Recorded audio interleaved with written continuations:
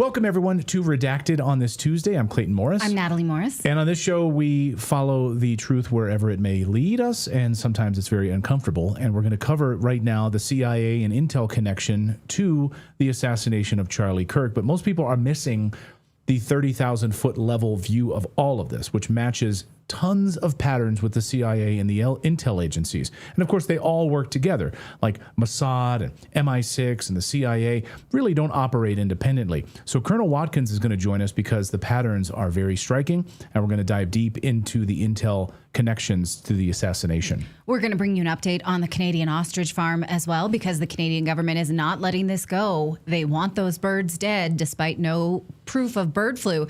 So we're going to talk to journalist David Creighton from Canada. We're also going to talk about continued attacks on Christians in Syria and in other places, and a new study showing that cancer has been overdiagnosed in young people.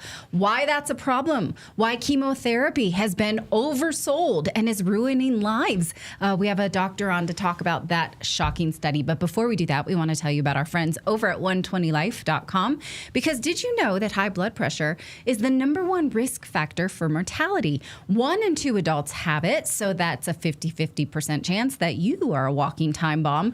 But here, the good news is that you have the power to take control naturally with 120 Life.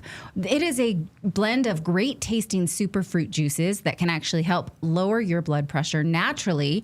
120 Life is formulated with ingredients that have been shown to support healthy blood pressure levels, trusted by over 1,000 health professionals and used by people just like you who've seen real measurable results. Now, you can try it for a risk-free 2-week trial. Just go to 120life.com, use the code REDACTED, REDACTED, REDACTED, to save 15% off, and you can track your progress with a simple blood pressure monitor. Watch your numbers drop, feel the difference, completely risk-free. If you don't see lower numbers in 2 weeks, you get your money back. So you have nothing to lose except high blood pressure numbers. So go to 120life, that's 120, type out the number, but write out the word, life.com/redacted, 120life.com/redacted. Use the code REDACTED for 15% off. Don't wait. Take control of your health today. Well, we need to stop right now and take a 30,000-foot level view of Charlie Kirk's assassination. Why did they do it? Why do they want us in the weeds focusing on small details? And we've certainly covered the small details here on the show, and we're not ashamed of that. I think we need to look at those small details. But it's becoming crystal clear that the CIA and the 3-letter agency connections to the Charlie Kirk assassination are growing too obvious to ignore at this point. Use Tyler Robinson as a patsy. Use a convenient trans cover story. Admit that you have overwhelming digital data that you present during a court hearing yesterday, so much so that you'll need a delay because there's just so much information. 5 days is not enough with all of the digital information that we have on Tyler Robinson. Too much. The CIA, of course, is really good at planting digital evidence, as we know.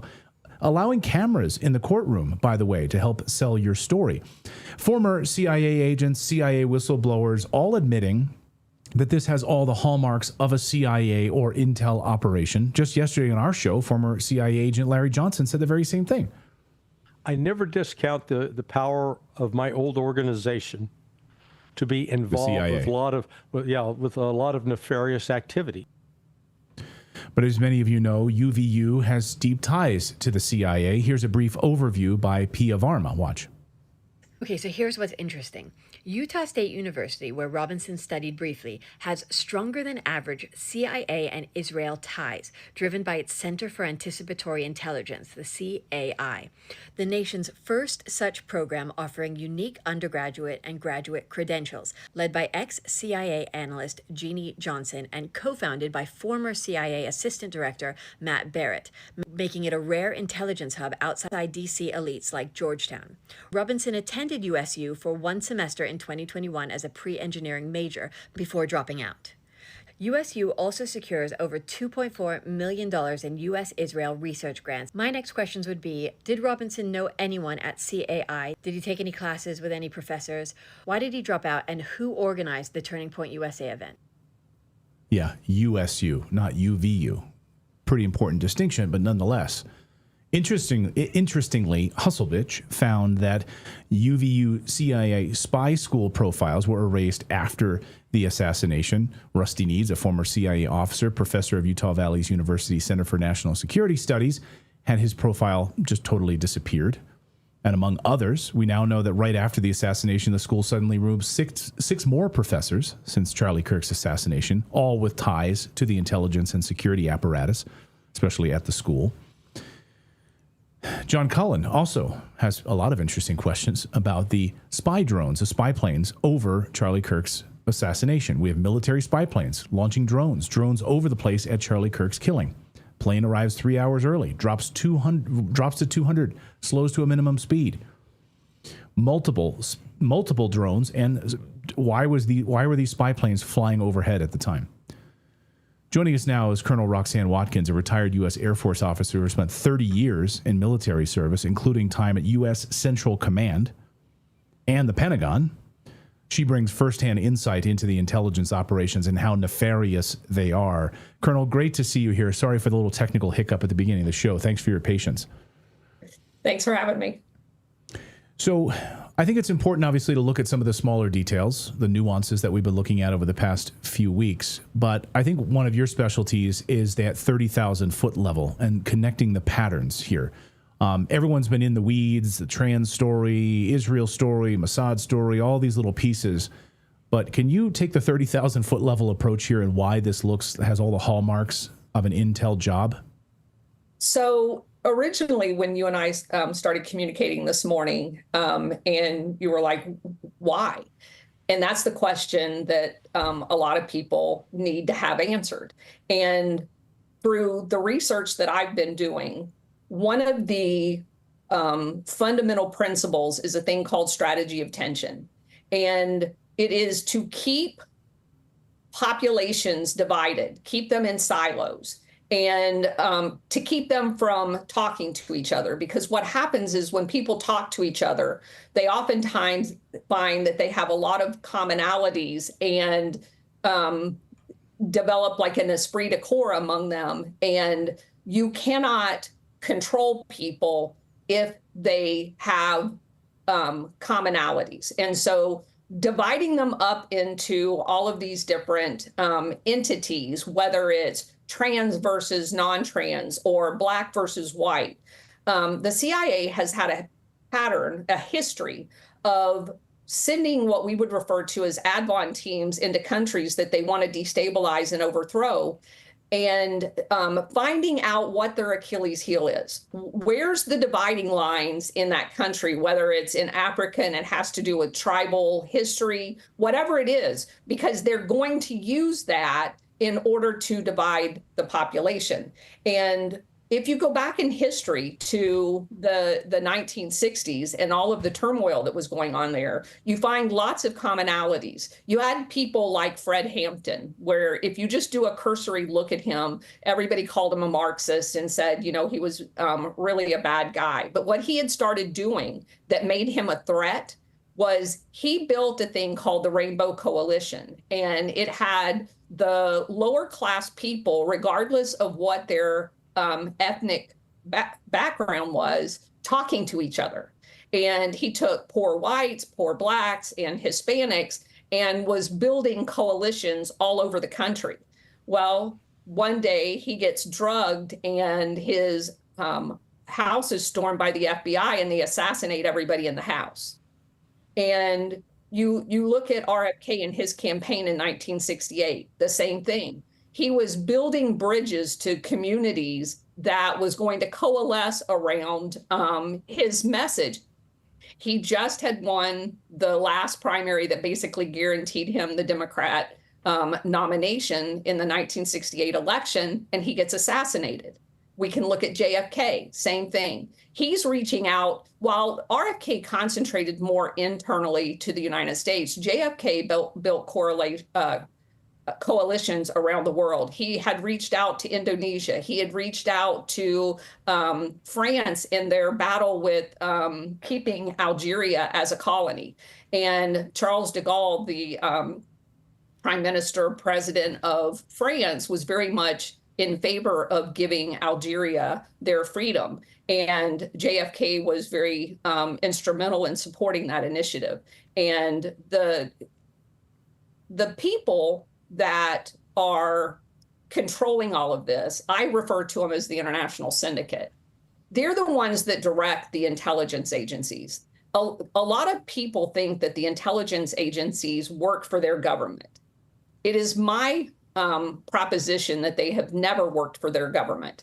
They work for this oligarch, and they take instructions from them. And that's why, to your point that you just made, people look because they think the intelligence agencies support the government, that they're somehow different and controlled by their government. There's actually been multiple occasions where the CIA, despite anything that was told to them to do by the president, has went out on their own and did whatever they wanted to do. And they work across intelligence agencies with MI6 kind of setting at the head of it. And what I have come to believe, just based on the research, is, and using the strategy of tension as kind of that umbrella, the placement of Israel in Israel, if you go back to the founding of Israel, there were multiple sites that were considered for where that was going to be set up, a homeland for the Jewish people. They picked specifically Israel because it allowed them to implement a strategy of tension and control the Middle East. And of course, this is, around the time where they've discovered large oil deposits all over that area. And by having Israel located where it is today, it was very advantageous to this group of international syndicate people to implement control. And so if you carry that forward and you look at what happens in the United States, every time something seems to be going very well, you have this explosion of something. For example, in the 1990s, you had Ruby Ridge, you had Waco, you had Timothy McVeigh at Oklahoma, and that started the mantra of white nationalist Christians and how they were tied to domestic terrorism. There was a restrictive law that was passed immediately after 1995 in Oklahoma. And then you move forward to 9/11 and you get more and more regulations and laws passed that keeps constricting our freedoms. And to your point that you made earlier when we were talking, that's the push towards one world government, is you have to— Right, so the digital ID. The digital ID, the sort of Palantir wetting its lips. We over the past week or 2 weeks, there's been an explosion of digital ID tracking related stories. Vietnam just seized 86 million bank accounts to move them to biometric scanning. It's for our safety, Colonel, right? We need to be tracked and monitored. And what better way to do it than have us all worried about the next assassination, fomenting this dissent, having truck bombs going off inside of churches.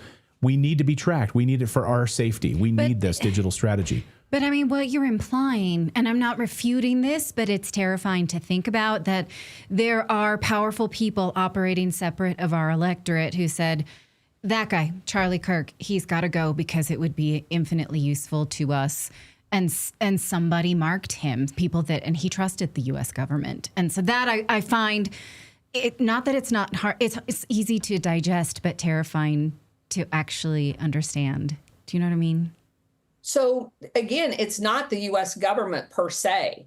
Right. There are elements embedded in the U.S. government that are orchestrating all of this, obviously, but it's not the collective U.S. government. Because again, I was part of it.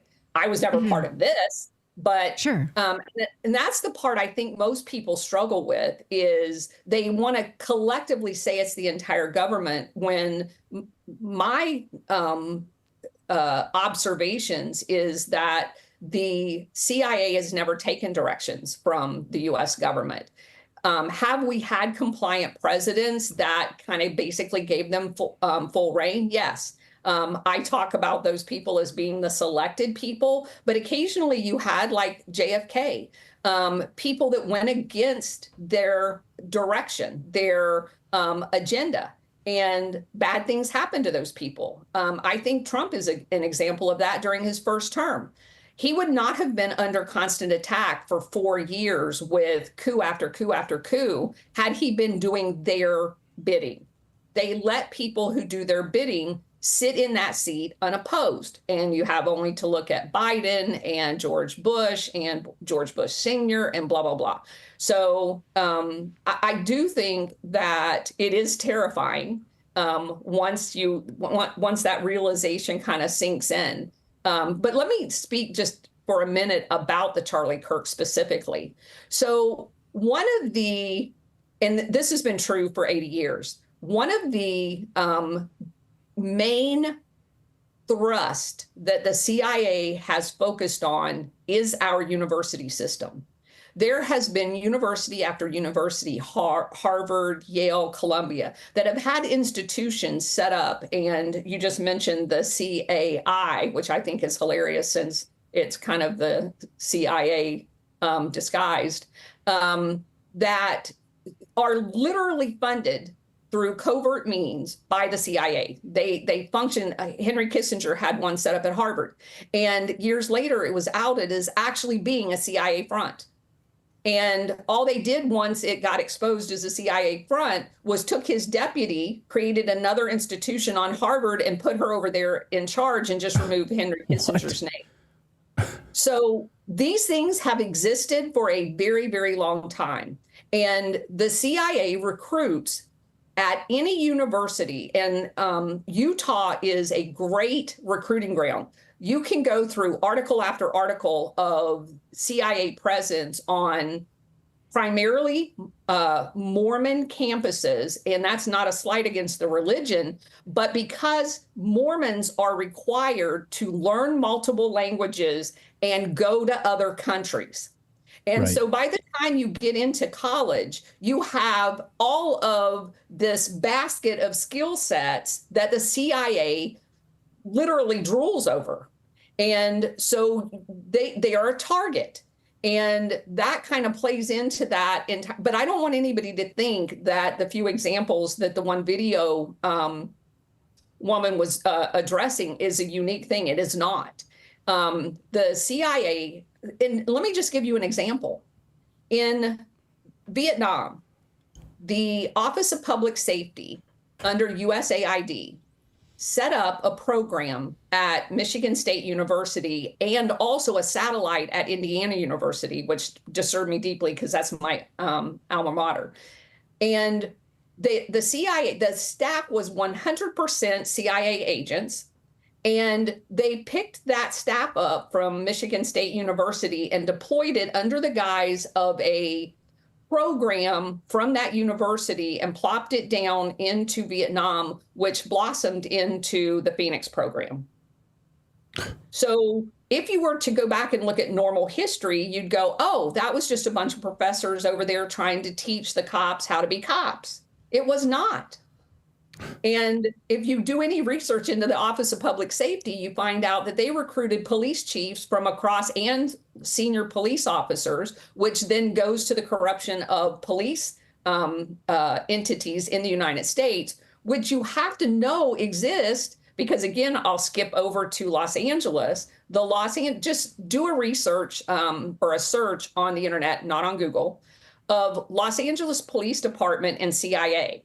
You're going to get a ton of articles written about the fact that the CIA had infiltrated the Los Angeles Police Department in a particular intelligence unit there during the 1980s, late 70s and 80s, when the crack cocaine explosion happened in Los Angeles.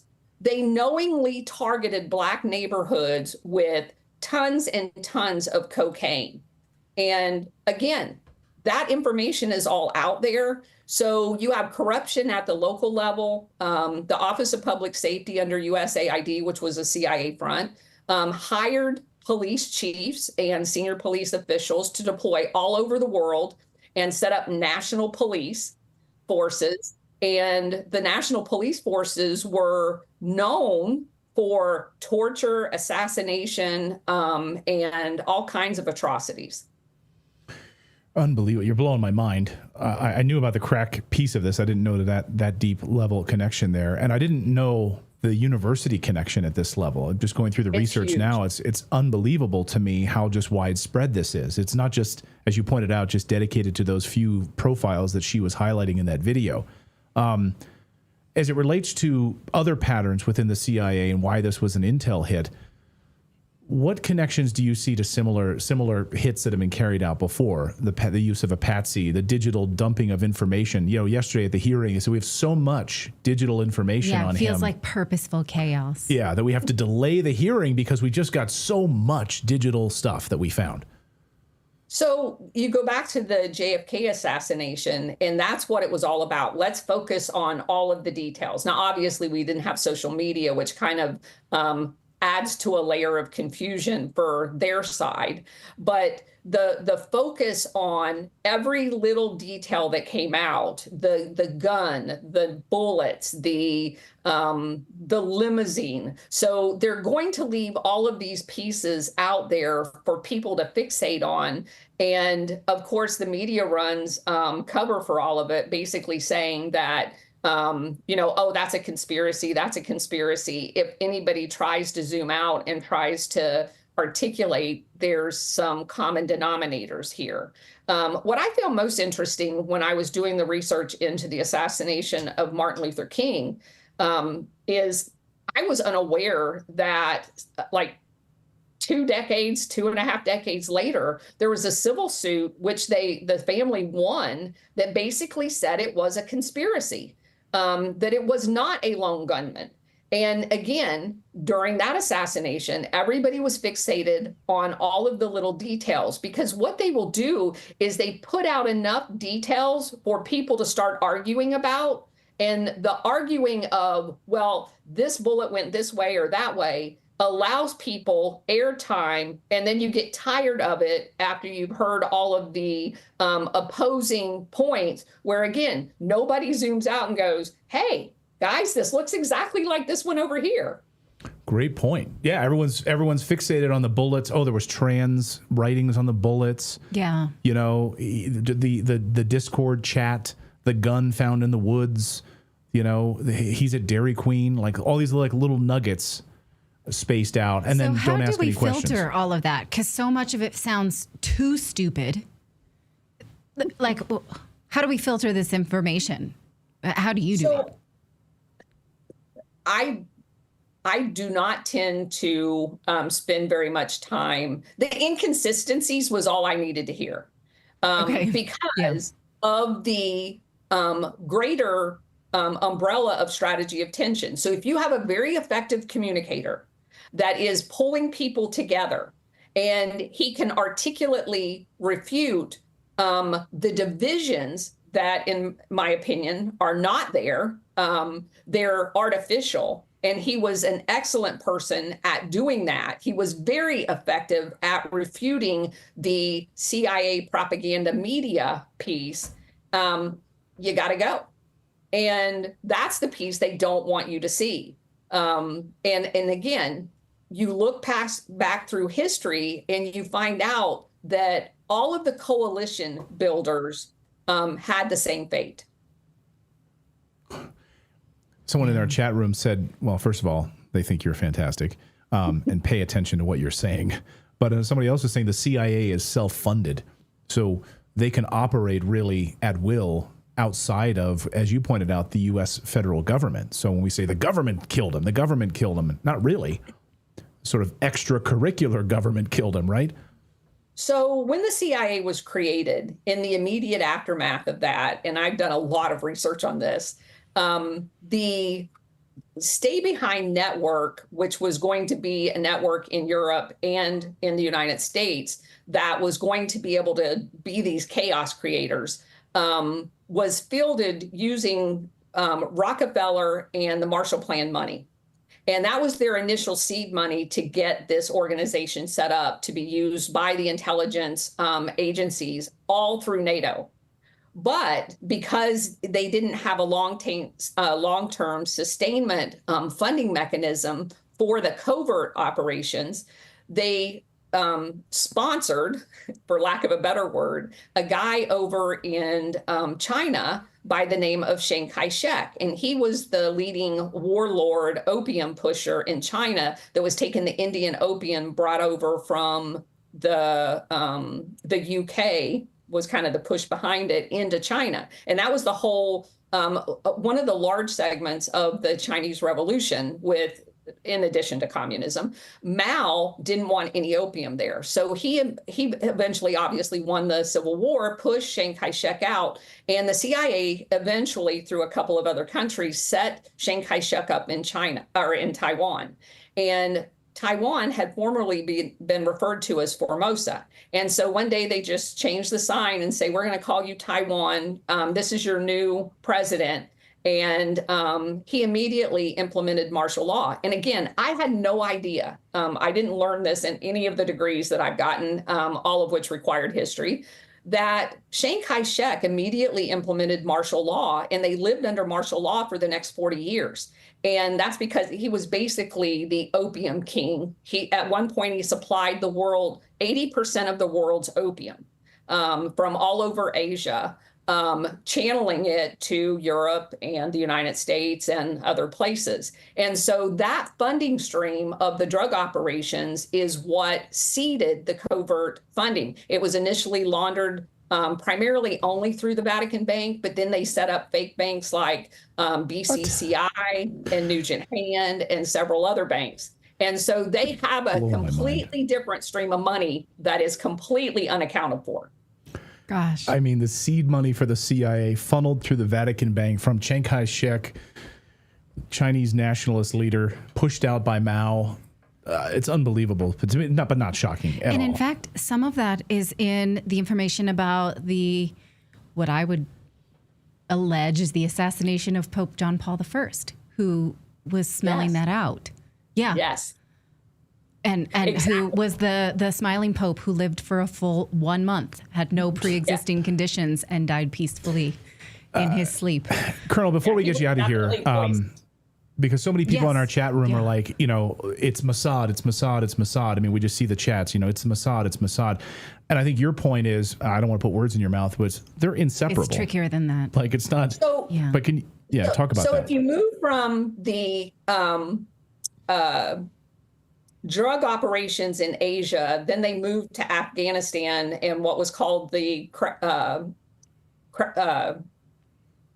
I'm losing my it's the Golden Crescent. So Golden Triangle is in Asia. Golden Crescent is in Afghanistan. It included Turkey, Iran, and Afghanistan. Then they moved to the Crystal Triangle, which was Colombia, Peru, and Bolivia. So if you look specifically at Colombia, and that's my best illustration of how collectively they work, there was no distance between Mossad, the IDF, the Brits and their MI6 and SAS, and the CIA and our special forces in Colombia. And here's how they work it. So you have these intelligence people that are working, they set up basically what became a narco elite, and they buy off all of the government, and they set up Colombia as a narco state.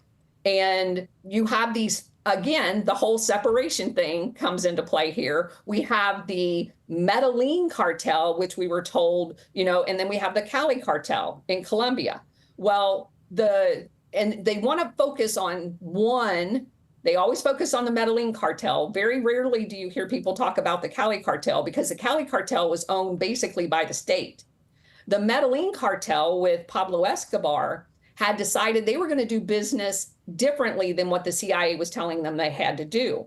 And who comes in and sets up the munitions factory? Israel. The Galil rifle literally set up an ammunition plant and the production of the Galil rifle to arm all of these narco terrorists that we were told was their national police and fighting against this mysterious FARC in Colombia, where if you look at the FARC, while they caught all the crap and was the focus of all of the billions of dollars in the Colombian plan that we poured into during Clinton and everybody else afterwards, that money was going to train basically assassins to do whatever they want. They staged, like they had a fake lab that they literally killed a FARC member, took his uniform off and put it in there so they could take pictures of it to say the FARC was responsible for all these labs and all the cocaine's coming to the United States, when that was never the case. Jeez Louise. I mean, we could just keep pulling this thread for the whole rest of the show. But I think it's important. I think the reason I wanted to have you on, and I'm glad you're able to set this state, we get so caught up in the little details, but they want us talking about the bullet had this written on it. This was over here. Yeah. But at the head of it, this was an Intel hit job. And this has all the hallmarks of an Intel hit job. And they want us sowing this type of division because this is exactly how they thrive. And then we're going to be moving to a digital ID system and a biometric scanning system. You won't be able to access the internet, as our friend of the show, Whitney Webb, likes to point out. You won't be accessing the internet without having this digital ID tracking so they can monitor everything you're doing and total control.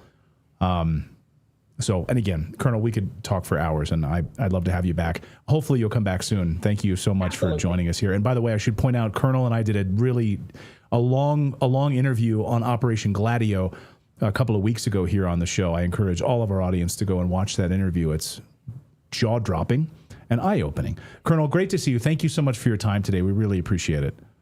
Thank you for inviting me. Our pleasure. Thank you so much, Colonel. Always. Wow. All right. We got a lot more to talk about. Yeah. It's so hard to keep that straight in your mind. But when you've seen these little threads and you're like, well, I believe that one and that one, it's not that hard to start to believe the connection. So we're going to leave it with that. All right, coming up, we're going to talk about Canada's ostrich killing because, man, the RCMP, they sent trucks today full of hay bales. They are ready to kill these ostriches, but the Supreme Court in Canada could be hearing this case as early as Thursday, we hope, but the police are still harassing them. This all comes right now as Canada wants you to turn in your guns. They want you to turn in your guns, and they are moving towards a digital ID system in Canada as well. It's all about control. We'll talk about that. But first, we want to tell you about our friends over at Venice.ai, because speak about being all about control. Well, if you've used ChatGPT, if you've used X's AI, Grok, you know that those AI are biased and they are trying to control your thought process. They specifically steer you away from wrong think. Sam Altman, if you didn't see his interview on Tucker Carlson, watch it. It's dystopic. He says that ChatGPT is going to get to know your life. And, you know, it has the former director of the NSA on the board. Edward Snowden has warned about it. So use at your own risk. But we want to introduce you to an alternative called Venice.ai. It's based on open source AI models, utilizing leading open source models to deliver text, code, and image generation to your browser. No downloads, no installations of any kind. And it's private, it doesn't spy on you, and it does not keep your history. The Pro plan unlocks full platform and features, including PDF uploads for summary insights, the ability to turn off safe mode for unhindered image generation, and the ability to change how it interacts with you by modifying the system prompt, limitless text, high image limits. So take a look and check it out for yourself. Go to venice.ai/redacted and you can get 20% off a pro plan to enjoy private, uncensored AI. So, you know, it's important that we're looking for alternatives to things that track us like this. We saw news yesterday that, in fact, there are certain foreign nations making investments in AI, so in ChatGPT specifically, so that it gives you different results. So seek out private alternatives, safer alternatives. Go to venice.ai/redacted. Get 20% off a pro plan. One more time, that's venice.ai/redacted. Well, Canada is turning into an authoritarian hellhole right before our eyes. It appears the killing of 400 ostriches is imminent unless someone steps in to stop it. Canada now wants to take away your guns and move towards a full digital ID system. You can't walk in the woods there without getting a fine. The RCMP and the Canadian Food Inspection Agency, the CFIA, which is a criminal organization of Canada, have ordered the killing of 400 ostriches at the Universal Ostrich Farm near Edgewood, British Columbia. These birds, of course, have been a viral cause in Canada right now. And the owner of the farm, Katie Pasitny, is begging, because it looks like the RCMP is trying to get these animals and kill them within maybe the next 48 hours. Hopefully the Supreme Court will step in, but she's pleading for President Trump to try to help. Mr. Trump, President Trump, this is a cry out, a plea from Canada. Please stop the slaughter of almost 400 healthy ostriches that are going to suffer today or tomorrow. We need a miracle. The world has been calling on a miracle. Now, the CFIA has seized control of the farm. It's cut off access. It's constructing a massive death pen right now, complete with hay bales to exterminate these healthy birds. Today, we saw another truck full of hay bales pulling up, and there's trucks in the way basically telling them to screw off. And they, by the way, these hay bale trucks have they're covering up their license plates as well. Like, they're trying to hide. I don't know. I don't think these truckers really want to be a part of this. I don't know. David Creighton, independent journalist in Canada, has been following the story from the very beginning. He's been one of the loudest voices on this, and he's really gotten the attention of a lot of the international media on this. So, David, welcome back to the show. Thank you for your voice in all of this. Where do things stand right now, first on the ostrich story? Well, I just had a text from Katie not 10 minutes ago, and she was on my show this morning, and she said, make sure you make it clear that the Supreme Court, if it says no, and it could say no within the next 48 hours, the CFIA, the Canadian Food Inspection Agency, which you quite correctly identified as a criminal and terrorist organization, could begin the slaughter within the next 24 to 48 hours. They've created the slaughter pen because they don't want anybody to see what they're doing.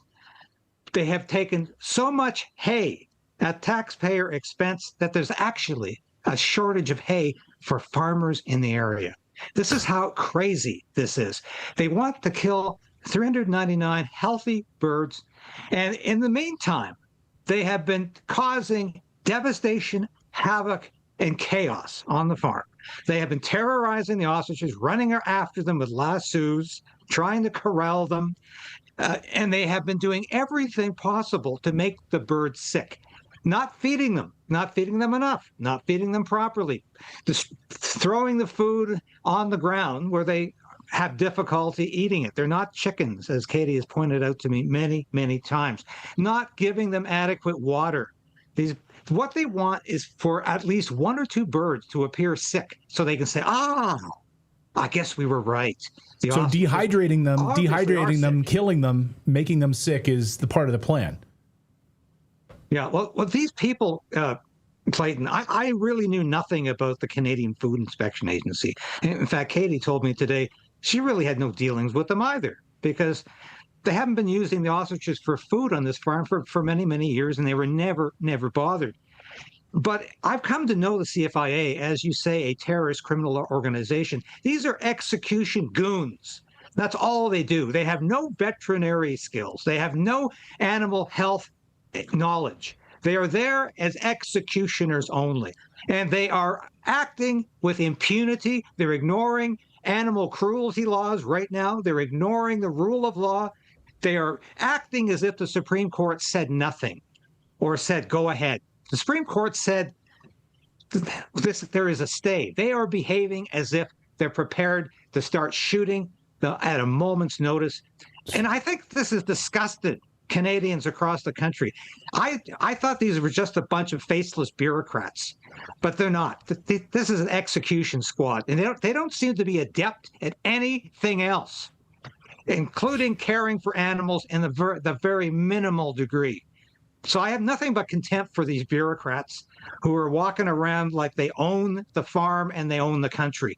They're, as far as I'm concerned, they're emblematic of this carny liberal regime we have in this country that thinks it can act with impunity about anything, and it makes up the rule of law as it goes every day. Well, what do you think they would argue for their jurisdiction? How could they possibly do that, given they don't have proof that the birds are sick? Is there something in the Canadian law that would give them some kind of power that the rest of us couldn't anticipate? They have been granted carte blanche on this operation by the Carney government. You just had a guest on talking about the CIA having extraterritorial, extracurricular powers. This is a government agency that has the same kind of powers. They can ignore institutions, they can ignore the law, and they just continue to do what they think they need to do. And their policy is to kill these birds. Don't bother us with the facts. We don't need to test them. And by the way, if you test them, 6 months in jail, $200,000 fine per bird. And we don't need to justify what we're doing. We're just doing it because that's our policy. The policy says so. You know, that's exactly how fascist and Nazi and communist governments throughout history have acted. Don't ask us to explain. Don't ask us why we're killing all these people. It's in the book. It's the policy. Right. It's the government says so, so we're going to do it. Canada has come down this far. It's an authoritarian state. But is there, okay, but I want to talk about the like, what can we hang our hat on, though? Is there something in the Canadian laws that would send them packing? Like, is there something that you specifically are hoping for in terms of like the saving grace that Katie's hoping for on the farm?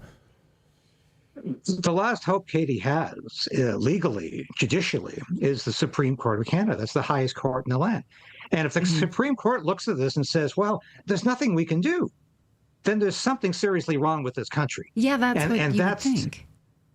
You know, and there is the only other answer here is a political solution.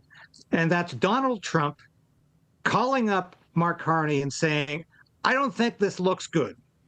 Stop it now. Now, that's a possibility. There's a lot of people working behind the scenes. I have literally called everybody I know or used to know, including people like Pam Anderson, who was a representative of PETA, who's an animal rights activist. I'm saying, Pam, get to the farm. We need to do something about this. Yeah, I know RFK has been looking into it. I've sent messages to my friend Tucker. Tucker published a whole story about it this morning in his his morning note, which was great.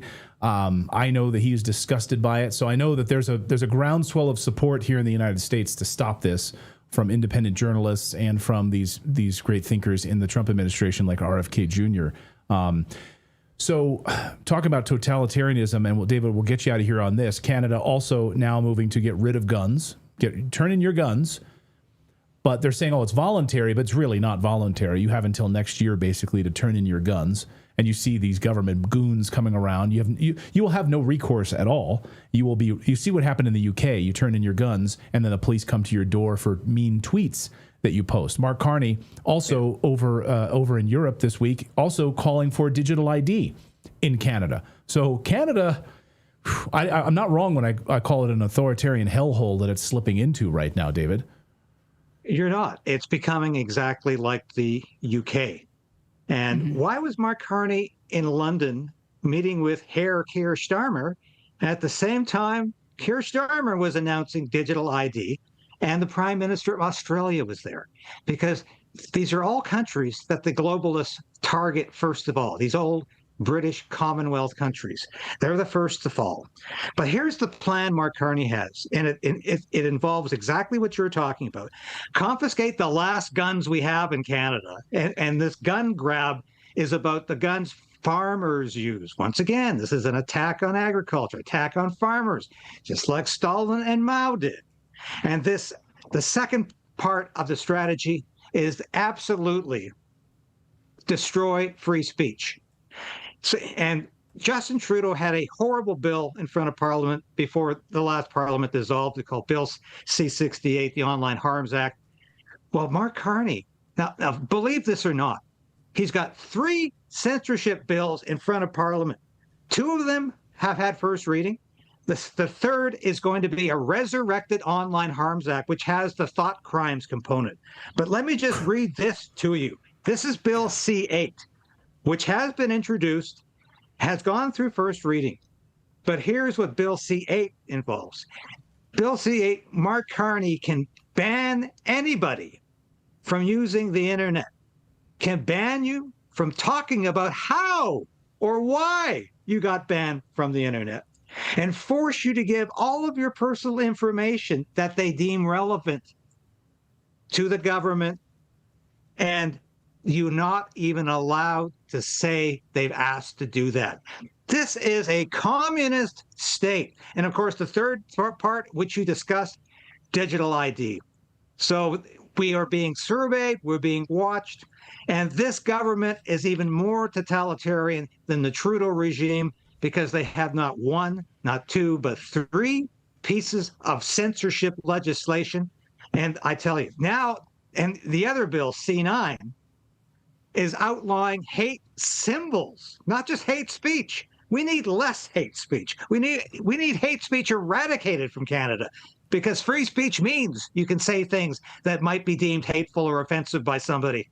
That's what the First Amendment in the U.S. talks about. That's what Canada needs. Less hate speech, more free speech. But Bill C9, any symbol now deemed offensive by somebody is going to be banned, and you could go to jail for life for using a symbol that is being determined by somebody as hateful. And I ask you, is that chaos? Because Jewish people might find a Palestinian flag hateful. Palestinian people Arab people might find a Jewish flag hate. This is going to be a recipe for chaos and judicial confusion. I have a symbol for the Canadian government. So Clayton. I have a symbol for, I'm allowed to, here it is. That's my symbol for the Canadian government right there. I hope that's considered hateful. You can use that emoji if you like. David Creighton, great to see you as always. My wife trying to, tell me to be nice. Tell me to be nice. Well, it's hard. It's hard not to get passionate about this because I'm watching my country go down the tube. And the time for objectivity as a journalist, I've been a mainstream journalist. I've been an independent journalist. The time for objectivity is gone. This is like going to war. We're having a revolution in this country over our freedom. And unless we speak up now, we're going to lose that freedom. This country is going down the tube. And I can't overemphasize that. And I want to get that message out as long as I can before the government stomps me out, because that could be next. Thank you. David Creighton, well, we know the censorship is strong in Canada. Absolutely. They block us. Certainly they are on YouTube and so forth. So thank you for that. David, great to see you as always. Keep us in the loop on what happens with Katie, and we'll keep pushing as much as we can to bring awareness to that part of the story. Thank you, David. Thank you both. We love you, Natalie and Clayton. Thank you so much. See how he hesitated on the Clayton part? We love you, Natalie. And you too. And you too. And Natalie, it's probably because my foul finger language. I totally understand. Well, I mean, you get what you put out there. You didn't put out anything loving. So I'm not feeling loving about the Canadian government at all in any kind of way. So anyway, all right, we've got to talk about Syria coming up in a moment. Then we're going to talk about cancer being overdiagnosed in young people. We've got a chock full show today. We don't censor comments. Someone in the chat room is like, hey, do you guys censor comments? No, YouTube censors comments. We just want to be clear about that. Rumble is a free speech platform as well. But in our chat room, Anthony, who's one of our mods, had to turn on slow-mo mode because we have 30,000 people watching. So the chat just flies by. You can't even read it. So he puts on like slow-mo mode. So at least people can read comments. It's a little bit slower. So that's why that happens. Okay. All right. We got to get to all of that in a moment. But first, I want to tell you about real estate investing, because it's never been easier right now. Is your money working for you? Because the U.S. dollar is collapsing. Real estate investing has never been easier. Savings accounts, CDs offer low returns, barely keeping up with inflation. The stock market, volatile, unpredictable. One day you're up, the next day you're down. If you're tired of watching your hard-earned money sit idle or ride the stock market roller coaster, it's time for a better solution. Now you can invest in real estate short notes with as little as $500. That's it. You can start with $500 with annualized returns up to 9%. Yes, you heard me correctly. Thousands of you have already taken advantage of this. I'm telling you, it's fantastic. Real estate has been a long proven way to build wealth. It's my favorite way to do it. But for most people, the barriers are so high. I mean, you have to put like $50,000 down and you're buying a $300,000 home. No. Now you can invest in real estate short notes as part of a fund with as little as $500. Again, with rates up to 9%. So here's what you do. And by the way, when you open up your account, you'll get a $50 bonus right in your account. So go to redacted.inc/invest today. Sign up for a $50 bonus right now. Take advantage of this special offer. Start earning fixed monthly returns with as little as $500. Get that $50 bonus. Go to redacted.inc/invest. All right. Thank you guys all for subscribing to the channel and being a part of our show. We really appreciate it. And sorry for the little tech issue at the very beginning. That was YouTube's fault, not ours. But Christians are being slaughtered in Syria, and the mainstream media completely ignoring the story once again. For days now in Syria, there's been a systemic, unprecedented massacre of Christians. The killing of monks, the burning of monasteries, burning of entire Orthodox villages, which you can see fires from a distance. I mean, miles away, these Christian villages being burned. Alawite villages, Christian villages, all in Syria. Syrian government isn't doing anything to stop it because this is exactly what they want, of course. Instead of stopping it, they're inviting the new leader of Syria, who's an ISIS terrorist, to the United Nations to wine and dine him, celebrate his new leadership and his clean-kept beard and his hair gel. They don't want you to remember what he used to look like. There he is, whining and dining with Emmanuel Macron. Christians are taking to the streets in protest of these brutal killings across Syria, saying, "We are soldiers of Christ." Watch.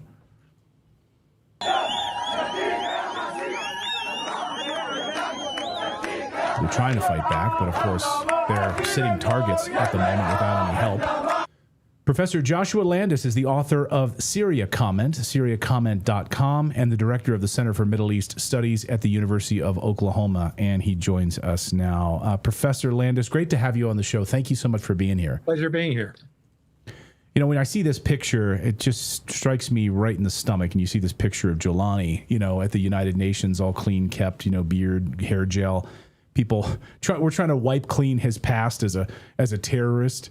And what hope do these Christians have when you have a leader who's a literal terrorist and not doing anything to stop the slaughtering of Christians? Well, it is an extraordinary, striking change that's going on in Syria. Here in 2003, when the United States invaded Iraq, Jolani left Damascus as a young 21-year-old and went to fight the United States in Iraq. And he was arrested by Americans for 5 years. Petraeus was the lead general there, and he joined Al-Qaeda, graduated up, became a right-hand man to Caliph Baghdadi, the head of ISIS, and was sent to Syria in 2011 to form a Syrian branch of Al-Qaeda. Called the Nusra. And he did that with spectacular results, and it became the most powerful militia in Syria. And we've got to remember the United States was supporting the Syrian opposition at this time, sending in billions of dollars in a number of CIA operations and Defense Department operations to support the opposition. And this head of Al-Qaeda was a beneficiary of that because it weakened the Assad regime, became strong, and in December of last year, just 9 months ago, he swept into Damascus with his forces, took over, became president.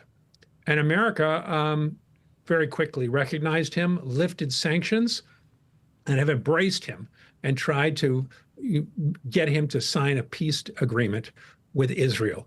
So it is an extraordinarily sort of rapid change, and it means the minorities of Syria. And the Christians are an important minority. But there are others, as you mentioned, the Alawites, 12% of Syria live on the coast. The Druze, 3% live in the south. The Kurds up in the north. All of them are terrified today because these Sunni supremacists, this very fundamentalist branch of Sunni Islam, has taken power and is really treating the minorities with great disdain, and there have been massacres, both on the coast against the Alawites, 17,000 killed in March.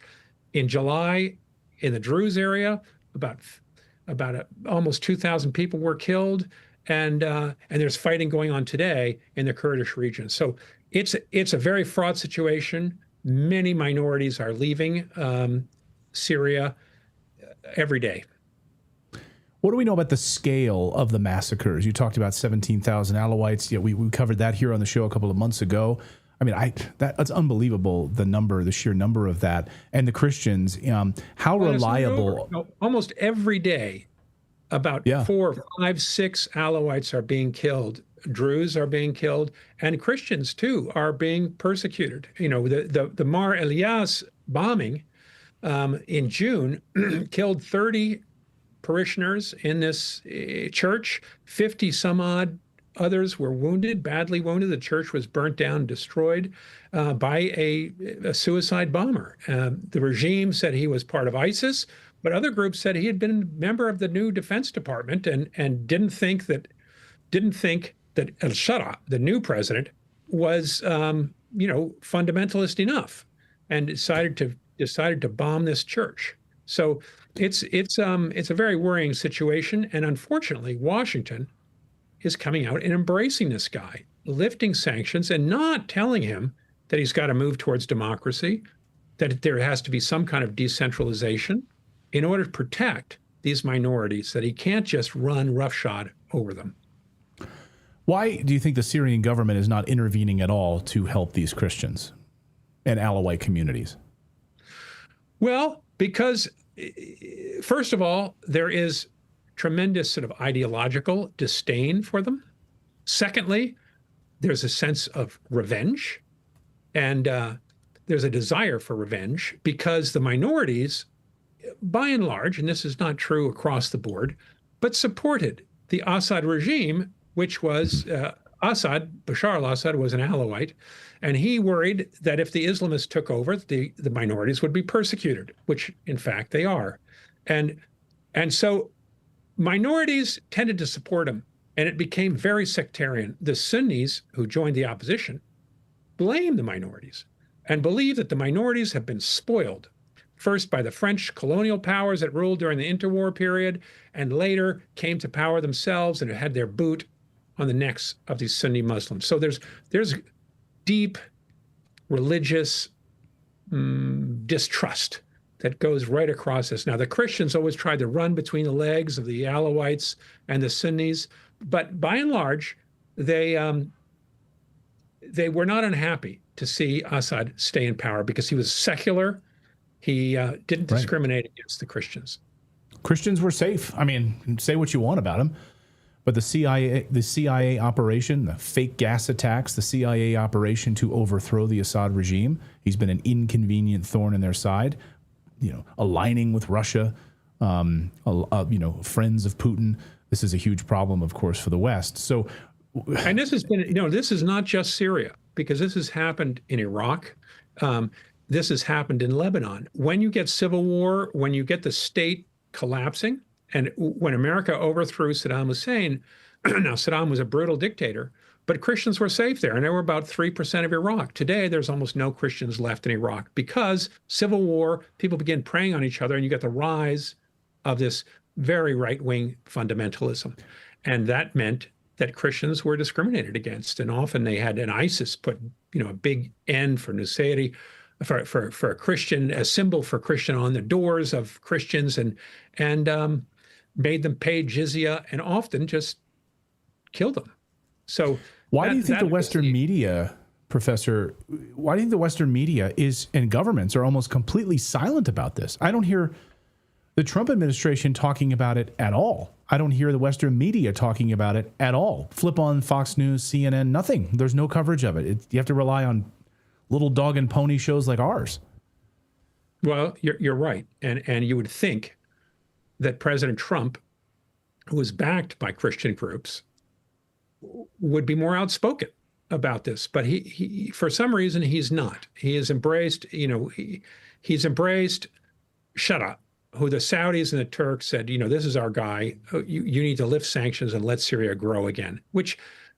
And he did that, and he's embraced. And we all support that. I mean, death by sanctions. Like we call it here on the show. Is it like sanctions or weapons of mass? Sanctions of most marginalized people, sanctions of children. Sanctions of mass destruction. So we support that, but killing Christians. Right, and there hasn't been a hue and cry, and Christian groups have become, they've become. I don't know. They've abandoned the Christians in the Middle East. There's no doubt about it, and they don't have a very strong voice for this. And I think it's gotten, it's I don't know why exactly it has gotten lost in this struggle. Oh, it's absolutely devastating. And as you point out, the slaughtering of Alawites, of Druze, of Christians continues right now as we are speaking. And now our Kurdish allies who helped us fight ISIS, who helped us in Iraq, are on the verge of being abandoned by the United States, which is drawing down its troops and perhaps preparing to leave the region. In which case, they're going to get their heads knocked in. Oh my God, Professor, thank you for this. Thank you for this eye-opening discussion. I hope that more people are paying attention to this. And by the way, I mean, share this. Please clip this out and share this. Share this with people in the government. Share this with members of Congress. Just tag your representatives and say, why the hell are Christians being ignored in the Middle East and being slaughtered, and we're not doing anything to stop it? Professor, thank you so much for joining us. We appreciate it. Well, it's a pleasure being here. Thank you so much. All right. Coming up here on the show, we are going to talk about... We're going to talk about a new study that shows an overdiagnosis of cancer in young people. Why is that a problem? We're going to tell you. We have a doctor who's been warning about this for a long time. Interesting now that mainstream medical research is acknowledging that.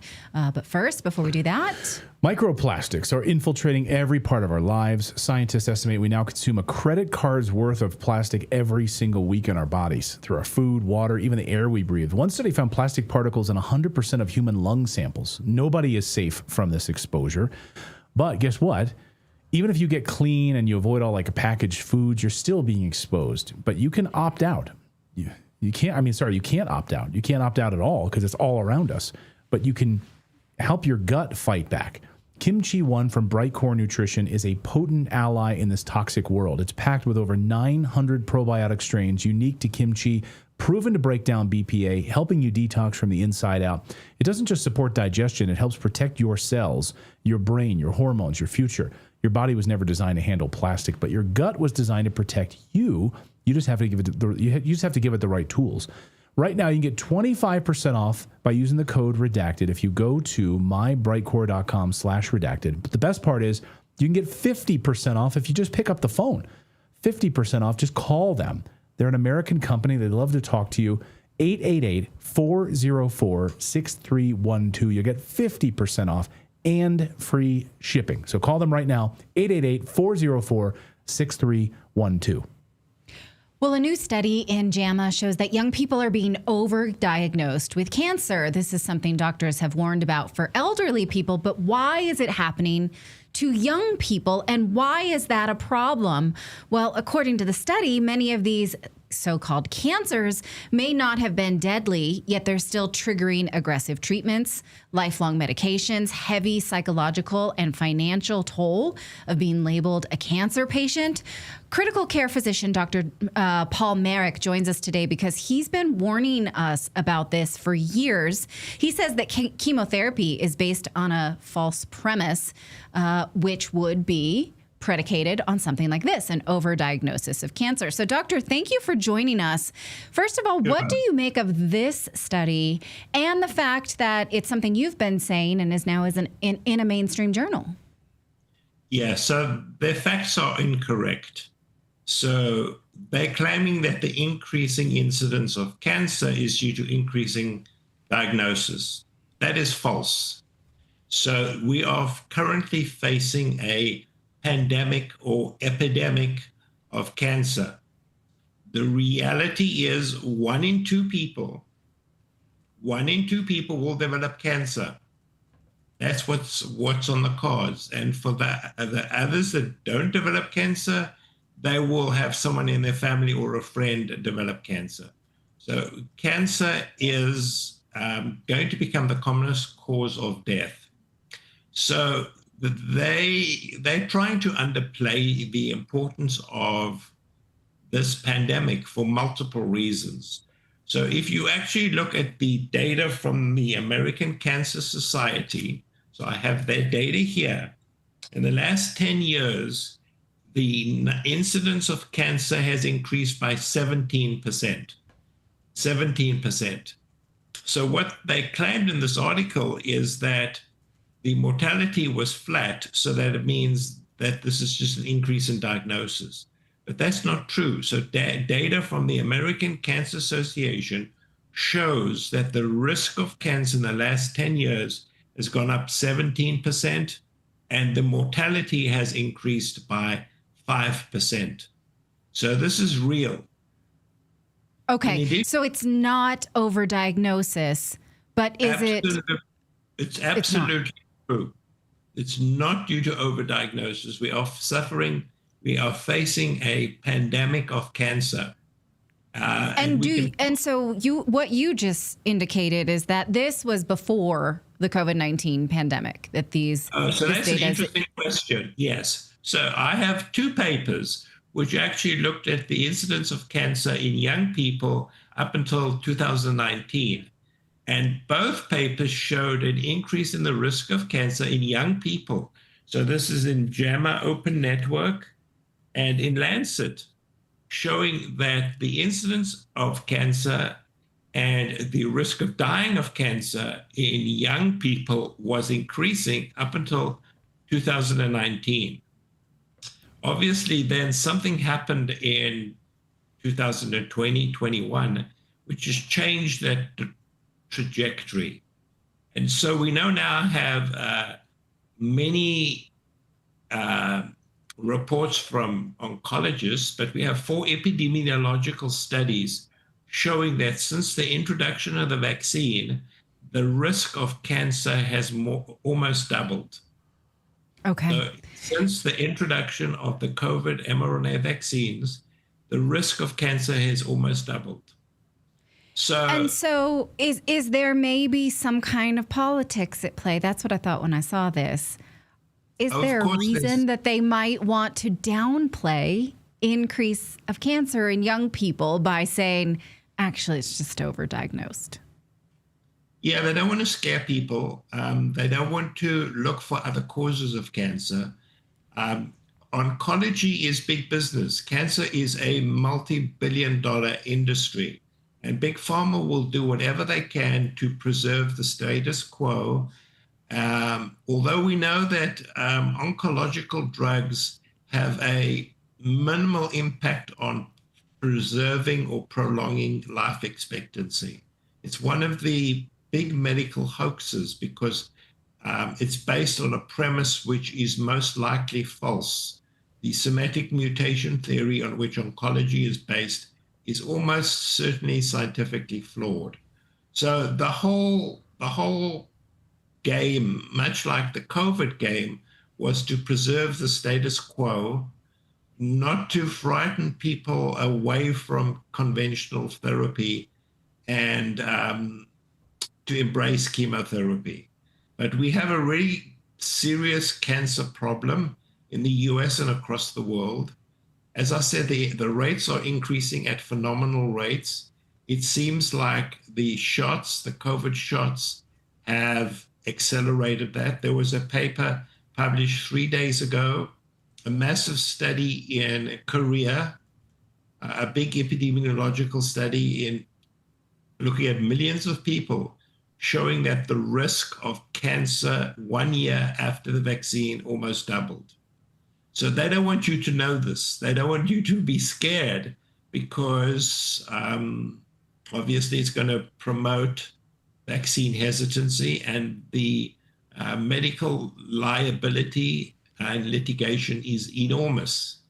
Okay, that's why. So I brought this screenshot of the conflict of interests from the authors. And if you're saying it's a false premise, it would make sense that their conflicts are Medicaid, Medicare, Johnson & Johnson, right? So we can sort of make a connection on who benefits from this downplaying of the epidemic of cancer. Absolutely. All of these papers and studies are so profoundly conflicted with Big Pharma involved and the agencies. They don't want to scare Americans into realizing the vaccine causes cancer. They don't want to scare Americans into the fact that the risk of cancer in young people is going up. And they don't want to scare Americans into the idea that traditional oncology is probably ineffective for most tumors, most cancers. So this is an agenda of Big Pharma industry, the medical complex, to maintain the status quo. Okay. So maybe we can look at the more positive side of your research is that you say cancer prevention is a lot more effective than cancer treatment. And so that's where most people, because this is terrifying data, that's where most people need to put their efforts right now. So can you explain that? Yeah, absolutely. So maybe 40% of cancers, we don't know exactly, are preventable just by mainly lifestyle changes. And so you don't make money by selling lifestyle changes. And so that's why it's somewhat unappealing to mainstream medicine. Probably the most important is obesity and insulin resistance driving cancer. And so that is a major problem. You know, metabolic dysfunction and metabolic unhealth drives cancer. There's no question of doubt. It also drives diabetes and Alzheimer's disease, as well as a host of other diseases. So the most important first intervention is metabolic control and treatment of insulin resistance. The second is vitamin D deficiency. Almost all patients who develop cancer are vitamin D deficient. The data is absolutely clear on this. And so there's really good data that supplementing with vitamin D, which costs pennies. So I have a year's stock of vitamin D in a really good dose, costs me about $12. So there's very little financial incentive for the status quo to promote people to take vitamin D, because you're not going to make money out of vitamin D. Right. Okay. The next thing, obviously, is smoking. People got to stop smoking. Processed foods are highly associated with cancer. And so people got to stop eating processed foods. So now we're talking about, you know, not big pharma, but big food. 80% of Americans are addicted to processed foods and, you know, foods with high carbohydrate index. So you can see it runs very deep. And basically it comes down to lifestyle changes, which are really fundamental in general overall health. But you can't make money by advising patients or promoting, you know, a healthy lifestyle. Sure. So if you were talking to a young person and they were just in this sort of seek mode for cancer, what would you tell people, given that you're saying overdiagnosis is actually not a problem? What do you think? What do you make of that? Like, do you need to be screened for all types of cancers at all times? So I think people need to recognize that cancer is a big risk, that they need to adopt lifestyle changes to reduce their risk. There are also nutraceuticals, and we've come up with a protocol called the Roots Protocol, and it's supported by published scientific data that just taking a few supplements, and the one which was published in PLOS was a combination of vitamin D, omega-3, and exercise. So those three interventions reduced the risk of cancer by 60%. So Amazing. What people should be doing is, you know, taking, you know, we have a terrible diet. American diet is toxic, and we need to, you know, rethink about how we eat. And then the possibility of taking 2 or 3 supplements, which has good scientific evidence to reduce the risk of cancer. And then those who are at a higher risk, so those who have a family history of cancer, maybe have a genetic defect, have a previous cancer, should really go on a more aggressive protocol of nutraceuticals and repurposed drugs to reduce the risk of cancer. So this is something people should really take seriously, because the incidence is increasing and more people are dying of cancer. And obviously it's an awful diagnosis. So you want to do whatever you can to reduce your risk of getting cancer. Fantastic. Thank you so much. This was really enlightening, because it just is a strange paper to sort of come across, JAMA, and I was really glad to get someone to break it down for me. So my guest has been Dr. Paul Marik, and you can follow him on X, and he's been warning about this for a long time. Thank you so much for your time. Yeah, and just the bottom line is you can't trust what the major medical journals publish. We've learned that They are controlled. The major medical journals are controlled by big pharma and industry, and you really can't trust what they publish. So one has to be very skeptical.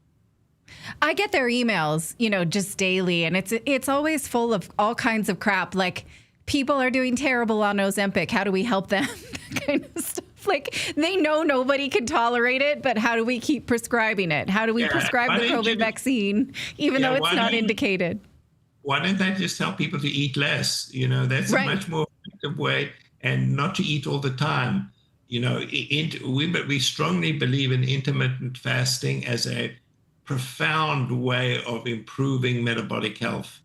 But instead, they want to sell you Ozempic, which costs $2,000 or $3,000. Yes, it's wild. Yeah. Right. Okay. Well, it was a pleasure to talk to you. I hope you'll come back on Redacted another time. Sure. Thanks for inviting me. All right. Well, don't be scared, you guys. Again, you can take some vitamin D. You can get exercise. You can do things. So please take control of your health. Do that. That's gonna do it for us on Redacted. Coming up later in the week, I'm gonna have an interview with Dr. Ellie Phillips. Has any of you heard of her work? She talks about how dentists don't know what the F they're talking about and just want to drill into your teeth, give you all kinds of cavities, put you in this blame game. But there are actually easy things you can do to keep the dentist away. I just finished her book called Kiss Your Dentist Goodbye. Fascinating. I can't wait for you to hear her research, and I'm super looking forward to meeting her. She's going to come into the studio in person. So along those lines of just doctors who get it wrong or who just, try to continue to medicalize your body to the detriment of society. So that's our shtick here, is seeking out the truth, seeking out more information that's kept from us. Thank you so much for joining us. You can find more about whatever topics we're going to cover in the Redacted newsletter. We publish the Redacted newsletter every day that this show is live, Monday through Thursday. And I try really hard to make sure that you have original source material. So, for instance, if there's a lawsuit, I don't link you to a mainstream media news story about the lawsuit. I try and find you the lawsuit so that you can study it for yourself. It doesn't help you to link you to a story about it. So I work really hard on it. This is something we do every day. It's like a companion to this show, and it's totally free if you go to redacted.inc. There's no upsell or cross-sell. Everything there is free for you to subscribe to. And then when I link you to something that may be behind a paywall, I try and find you a free link. So it's a passion project here at Redacted. So please do subscribe and ask your friends to subscribe. I think you'll really like it. Put a little joke in there today about Les Miserables. Philip loves Les Miserables. Did you catch my joke, Philip? I haven't read it yet. Okay, that's all right. I didn't mean to quiz you on the spot. So the joke was, I'm going to leave you with this, that Nicole Kidman and her husband's name? Keith Urban are getting divorced after 19 years. And every time I hear 19 years, I think of Les Miserables, because that was the prison sentence of Jean Valjean. So the little joke was, would you rather be in a French labor camp prison for 19 years or married to Nicole Kidman? What do you think? Anybody? Any takers? I mean, I would have got it for sure. So yeah. So anyway, I read the newsletter after. Discuss that amongst yourselves. Whether you'd rather be Jean Valjean or Keith Urban. Okay, that was a fun little aside. Sometimes I try and add little fun asides in the newsletter because it's not all doom and gloom. We have to live our lives together. Okay, I will see you here tomorrow, everybody. Same time, same place. Please make sure, if you're watching the show, if you can interact with it in any way, you help our algorithm. So put something, in the comment box, put a like, put a subscribe, share with a friend. That always really helps us because the algorithm is not our friend. So please do that. We're your friend. We'll see you here tomorrow, friends.